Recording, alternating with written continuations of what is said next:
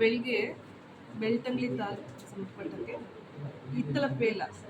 ಇತ್ತಲಪೇಲ ಸವಣಗಾಲು ಗ್ರಾಮದಲ್ಲಿ ವಾಸ ಮಾಡ್ತಿರ್ತಕ್ಕಂಥ ಮಲೇಕುಡ ಕೋಡಿಯನ್ನು ನಾನು ಭೇಟಿ ಮಾಡಿದೆ.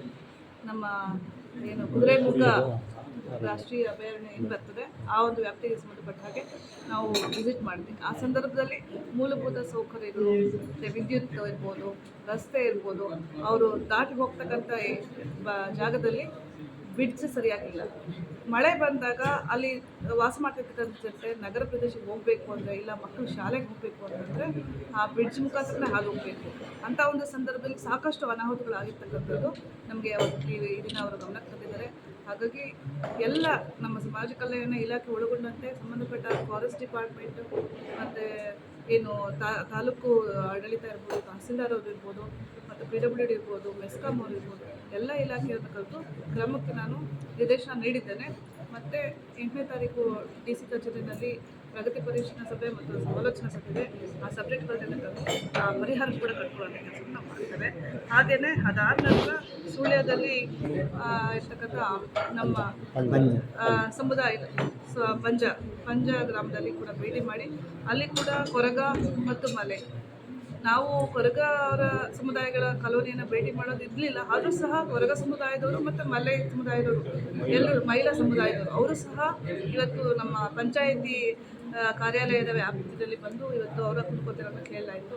ಅದಾದ ನಂತರ ಇವತ್ತು ನಾವು ಈಗ ಸುಳ್ಯದಲ್ಲಿ ಈ ಕುಂದುಕೊರತೆ ಸಭೆಯನ್ನು ಮಾಡಿದ್ದೇವೆ. ಇಲ್ಲೂ ಸಹ ಸಾಕಷ್ಟು ಜ್ವಲಂತ ಸಮಸ್ಯೆಗಳ ಬಗ್ಗೆ ನಾವು ಚರ್ಚೆ ಮಾಡಿದ್ದೀವಿ.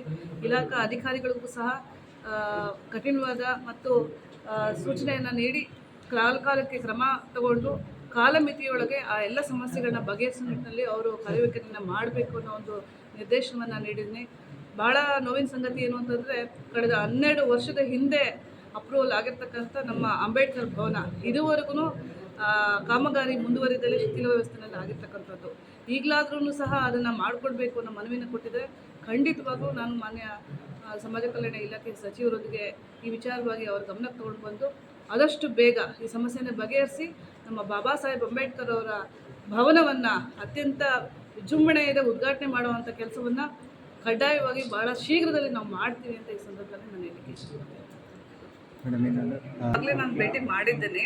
ನನ್ನ ಗಮನಕ್ಕೂ ಕೂಡ ಅಲ್ಲಿ ಯಾರೂ ತಿಳಿಸ್ಲಿಲ್ಲ. ಆದರೆ ನಾನೇ ತಿಳ್ಕೊಂಡು ಕೇಳ್ಕೊಂಡಿದ್ದೇನೆ. ನಮ್ಮ PDO ಅವ್ರ ಜೊತೆಯಲ್ಲಿ ನಾನು ಮಾತಾಡಿ ಎಷ್ಟು ಕುಟುಂಬಗಳಿಗೆ ರೇಷನ್ ಕಾರ್ಡ್ ಇಲ್ಲ, ಆಧಾರ್ ಕಾರ್ಡ್ ಇಲ್ಲ, ಜಾತಿ ಪ್ರಮಾಣ ಪತ್ರ ಇಲ್ಲ, ಅವ್ರನ್ನೆಲ್ಲ ಪಟ್ಟಿಯನ್ನು ಮಾಡಿ ನಮ್ಮ ಗಮನಕ್ಕೆ ತೊಗೊಂಡು ಬರಬೇಕು ಅಂತ ಹೇಳಿದ್ವಿ. ಯಾಕೆಂತಂದರೆ 8ನೇ ತಾರೀಕು DC ಕಚೇರಿನಲ್ಲಿ ರಿವ್ಯೂ ಮೀಟಿಂಗ್ ಇರೋದ್ರಿಂದ ಈ ಎಲ್ಲ ಸಮಸ್ಯೆಗಳಿಗೆ ಪರಿಹಾರ ಕಂಡುಕೊಳ್ಳುವಂಥ ಕೆಲಸವನ್ನು ಅತಿ ತ್ವರಿತವಾಗಿ ಸಮಸ್ಯೆ ಬಗೆಹರಿಸುವಂಥ ಕೆಲಸವನ್ನು ಕಾಲಮಿತಿಯಲ್ಲಿ ಮಾಡಬೇಕು ಅನ್ನೋ ನಿರ್ದೇಶನವನ್ನು ನೀಡೋದ್ರಿಂದ ಎಲ್ಲ ವಿಚಾರವಾಗಿಯೂ ಅವರು ಚರ್ಚೆ ಮಾಡ್ತಾರೆ. ಈಗಾಗಲೇ ಪ್ರಾರಂಭದಲ್ಲೇ ಹೇಳಿದೆ, ನಮ್ಮ ನಿಗಮ ಸ್ಥಾಪನೆ ಆಗೋಕ್ಕೂ ಮುಂಚೆ ನಮ್ಮ ಮನೆ ಸಿದ್ದರಾಮಯ್ಯ ಸಾಹೇಬರು ಅವರು ಮೊದಲನೇ ಬಾರಿ ಮುಖ್ಯಮಂತ್ರಿಗಳಾದಾಗ ಅವರ ಕನಸಿನ ಕೂಸು ದೂರದೃಷ್ಟಿ ಇಟ್ಕೊಂಡು ಅತ್ಯಂತ ಅವಕಾಶ ವಂಚಿತ ಸೂಕ್ಷ್ಮ, ಅತಿ ಸೂಕ್ಷ್ಮ, ಅಲೆಮಾರಿ, ಅರೆ ಅಲೆಮಾರಿ, ಬುಡಕಟ್ಟು ಆದಿವಾಸಿ ಸಮುದಾಯಗಳ ಅಭಿವೃದ್ಧಿ ಕೋಶವನ್ನು ಸ್ಥಾಪನೆ ಮಾಡಿದ್ರು.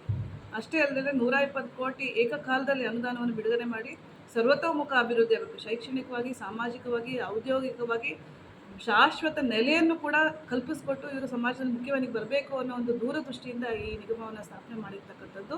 ನಾನೂ ಸಹ ಅಲೆಮಾರಿ ಬುಡಕಟ್ಟು ಸಮುದಾಯದ ಹೆಣ್ಮಗಳು. ನನ್ನನ್ನು ಪ್ರಪ್ರಥಮವಾಗಿ ಅಧ್ಯಕ್ಷೆಯನ್ನಾಗಿ ನಮ್ಮ ಸಮುದಾಯದ ಸೇವೆಯನ್ನು ಮಾಡಲಿಕ್ಕೆ ಒಂದು ಸುವರ್ಣಾವಕಾಶ ಮಾಡಿಕೊಟ್ಟಿದ್ದಾರೆ.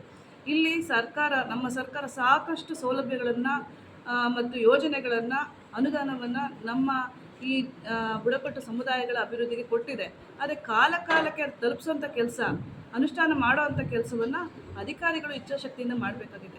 ಈಗಾಗಲೇ ಭೂಮಿಯ ಒಂದು ವ್ಯವಸ್ಥೆ, ಅವರಿಗೆ ಶಾಶ್ವತವಾದ ನಿವಾಸವನ್ನು ಕಲ್ಪಿಸ್ಕೊಡ್ಬೇಕು ಅಂತ 2016ನೇ ಇಸ್ವಿನಲ್ಲೇ ನಿವೇಶನ ರಹಿತರ ಪಟ್ಟಿ ಮಾಡಿ ಸರ್ಕಾರಿ ಭೂಮಿಯನ್ನು ಹಂಚಿಕೆ ಮಾಡಬೇಕು, ಸರ್ಕಾರಿ ಭೂಮಿ ಇಲ್ಲದಿರ್ತಕ್ಕಂಥ ಪಕ್ಷದಲ್ಲಿ ಖಾಸಗಿ ಭೂಮಿಯನ್ನು ಖರೀದಿ ಮಾಡಿ ಅವರಿಗೆ ಹಂಚಿಕೆ ಮಾಡಬೇಕು ಅನ್ನೋ ಸರ್ಕಾರದ ಆದೇಶ ಇದ್ದರೂ ಸಹ ಇದುವರೆಗೂ ಅದನ್ನು ಇಂಪ್ಲಿಮೆಂಟ್ ಮಾಡೋ ಕೆಲಸವನ್ನು ಮಾಡಿರಲಿಲ್ಲ. ನಾನು ನಿಗಮದ ಅಧ್ಯಕ್ಷೆ ಆದ ನಂತರ ಈಗ 31 ಜಿಲ್ಲೆಗಳಲ್ಲಿ, ಈಗ ದಕ್ಷಿಣ ಕನ್ನಡ ಜಿಲ್ಲೆ ಬಂದು 21ನೇ ಜಿಲ್ಲೆ ತಾಲೂಕುವಾರು ಪ್ರವಾಸ ಮಾಡಿದ್ದೇನೆ. ಎಲ್ಲೆಲ್ಲಿ ನಮ್ಮ ಅಲೆಮಾರಿ ಮತ್ತು ಬುಡಕಟ್ಟು ಸಮುದಾಯದವರು ಎಲ್ಲೆಲ್ಲಿ ನಿವೇಶನ ರಹಿತರಿದ್ದಾರೆ ಅವರನ್ನೆಲ್ಲ ಪಟ್ಟಿ ಮಾಡಿ ಈಗಾಗಲೇ ಸುಮಾರು 12 ಜಿಲ್ಲೆಗಳಲ್ಲಿ 8 ಎಕರೆ, 5 ಎಕರೆ, 2 ಎಕರೆ, 1.25 ಎಕರೆ ಈ ರೀತಿ ನಮ್ಮ ಸರ್ಕಾರದ ಆದೇಶದಂತೆ ಭೂಮಿಯನ್ನು ಕೊಡಿಸುವಂಥ ನಿವೇಶನಕ್ಕಾಗಿ ಭೂಮಿಯನ್ನು ಕೊಡಿಸುವಂಥ ಕೆಲಸವನ್ನು ಮಾಡಿದ್ದೀನಿ. ಬಹಳ ವಿಶೇಷವಾಗಿ ಈ ಎಲ್ಲ ಸೌಲಭ್ಯಗಳನ್ನ ನಮ್ಮ ಬಂಧುಗಳು ಪಡ್ಕೋಬೇಕು ಅಂತಂದರೆ ಮೂಲ ದಾಖಲಾತಿಗಳ ಅವಶ್ಯಕತೆ ಇರ್ತದೆ. ಆಧಾರ್ ಕಾರ್ಡ್, ರೇಷನ್ ಕಾರ್ಡ್ ಮತ್ತು ಕ್ಯಾಸ್ಟ್ ಸರ್ಟಿಫಿಕೇಟು. ನಮ್ಮ ಅಲೆಮಾರಿ ಬಂಧುಗಳು ಮತ್ತು ಬುಡಕಟ್ಟು ಬಂಧುಗಳಲ್ಲಿ ಆಧಾರ್ ಕಾರ್ಡೇ ಇರೋದಿಲ್ಲ. ಹಾಗಾಗಿ ಮಾನ್ಯ ಕಂದಾಯ ಇಲಾಖೆ ಸಚಿವರೊಂದಿಗೆ ನಾನು ಸಮನ್ವಯವನ್ನು ಸಾಧಿಸಿ ನಾನು ಪತ್ರವನ್ನು ಬರೆದು ಆ ಪತ್ರಕ್ಕೆ ಪುರಸ್ಕರಿಸಿ ಮಾನ್ಯ ಕಂದಾಯ ಇಲಾಖೆ ಸಚಿವರು ಎಲ್ಲ ಜಿಲ್ಲೆಯ DC-ಯವರಿಗೆ, ಜಿಲ್ಲಾಧಿಕಾರಿಗಳಿಗೆ ಆದೇಶ ಪತ್ರವನ್ನು ಮಾಡ್ತಾರೆ. ಎಲ್ಲೆಲ್ಲಿ ಅಲೆಮಾರಿ ಸಮುದಾಯದ, ಬುಡಕಟ್ಟು ಸಮುದಾಯದ ಬಂಧುಗಳು ಟೆಂಟು, ಜೋಪಡಿ, ಹಾಡಿಗಳಲ್ಲಿ ವಾಸ ಮಾಡ್ತಿದ್ದಾರೆ, ಕಡ್ಡಾಯವಾಗಿ ವಿಶೇಷ ಶಿಬಿರ ಮಾಡಿ ಅವರಿಗೆ ಆಧಾರ್ ಕಾರ್ಡನ್ನು ಒದಗಿಸುವಂಥ ಕೆಲಸ ಮಾಡಬೇಕು ಅನ್ನೋ ಒಂದು ಆದೇಶವನ್ನು ಮಾಡಿದ್ದಾರೆ. ಅದರ ಒಂದು ಫಲವಾಗಿ ಇವತ್ತು 70% ನಮ್ಮ ಸಮುದಾಯದ ಜನತೆಗೆ ಆಧಾರ್ ಕಾರ್ಡ್ ಸಿಕ್ಕಿದೆ. ಇದು ಕೂಡ ನಾನು ನನ್ನ ಚೇರ್ಮನ್ ಆದಮೇಲೆ ಮಾಡಿರ್ತಕ್ಕಂಥ ಒಂದು ಸಾಧನೆ ಅಂತ ಕೂಡ ಈ ಸಂದರ್ಭದಲ್ಲಿ ಹೇಳಿಕೆ ಇಚ್ಛೆಪಡುತ್ತೇನೆ. ಹಾಗೆ ನಾವು ಕೊಟ್ಟಿರ್ತಕ್ಕಂಥ ಆರ್ಥಿಕ ಯೋಜನೆಗಳನ್ನು ಫಲಾನುಭವಿಗಳ ಆಯ್ಕೆ ಮಾಡ್ತಕ್ಕಂಥ ಕೆಲಸ ಈಗ ಎಲ್ಲ 3 ವರ್ಷದ ನಿಗಮ ಸ್ಥಾಪನೆಯಾಗಿ ಇದುವರೆಗೂ 3 ವರ್ಷದ ಎಲ್ಲ ಒಂದು ಕಾರ್ಯಕ್ರಮದ ಅನುಷ್ಠಾನವನ್ನು ಮಾಡಲಿಕ್ಕೆ ಅತಿ ಹೆಚ್ಚು ಒಂದು ಗಮನವನ್ನು ಸೆಳೆದು ಈಗಾಗಲೇ ಫಲಾನುಭವಿಗಳ ಆಯ್ಕೆಯನ್ನು ಕೂಡ ಮಾಡಲಾಗಿದೆ ಅಂತ ನಾನು ಹೇಳಿಕೆ ಇಷ್ಟಪಡ್ತೇನೆ. ನಾನು ಕೂಡ ಅದ್ರ ಬಗ್ಗೆ ನಮ್ಮ ಸಂಬಂಧಪಟ್ಟ ಆರೋಗ್ಯ ಇಲಾಖೆ ಮತ್ತು DHO ಅವರ ಹತ್ರ ನಾನು ಮಾತಾಡ್ತೇನೆ. ಬಗ್ಗೆ ನಾನು ಒಬ್ಬಳೇ ತೀರ್ಮಾನ ಮಾಡಲಿಕ್ಕೆ ಬರೋದಿಲ್ಲ. ಇದು ಅರಣ್ಯ ಇಲಾಖೆ, ಕಂದಾಯ ಇಲಾಖೆ ಮತ್ತು ನಮ್ಮ ಸಮಾಜ ಕಲ್ಯಾಣ ಇಲಾಖೆ ಜಂಟಿಯಾಗಿ ಕಾರ್ಯನಿರ್ವಹಿಸಿದ್ರೆ ಮಾತ್ರ ಈ ಸಮಸ್ಯೆಗೆ ಪರಿಹಾರ ಕಂಡುಕೊಳ್ಳಲಿಕ್ಕಾಗ್ತದೆ. ಹಾಗಾಗಿ ಜಿಲ್ಲಾಧಿಕಾರಿಗಳ ಕಚೇರಿಯಲ್ಲಿ ಈ ವಿಚಾರದ ಬಗ್ಗೆ ಕೂಡ ನಾವು ಚರ್ಚೆ ಜಿಲ್ಲೆಯಲ್ಲಿ ಕೊಲ್ಲಮಗಲಲ್ಲಿ 9 ಮನೆಗಳಿಗೆ ನಿರ್ಮಾಣ ಇದೆ. ಅರಣ್ಯ ಮತ್ತು ಭೂಮಿ ಸಮಸ್ಯೆ ಬಂದಿಲ್ಲ.